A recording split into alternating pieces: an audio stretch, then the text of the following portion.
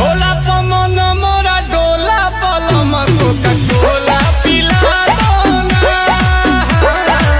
छोला पमन मोरा डोला पलम कोका कोला पिला दो ना। कोई बात नहीं, हम तो चूतिए हैं, दोबारा ट्राई करेंगे। और क्या बहस चोर के काम है हम पे।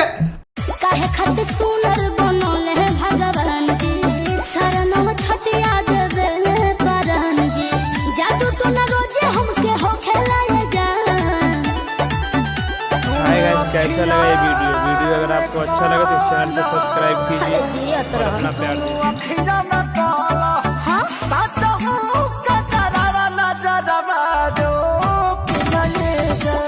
चश्मा पहन ले।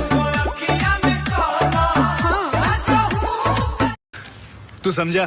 हाँ। नहीं, तू समझा नहीं।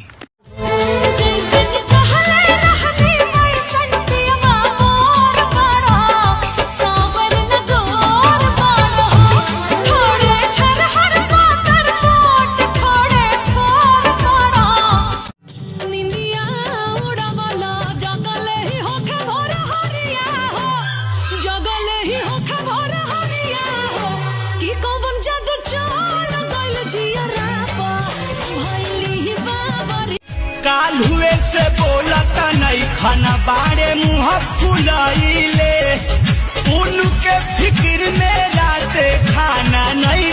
अपना फेमस होने के लिए कुछ ना कुछ करते रहता है गुड़ चाले, जान दे बोला था। Oh my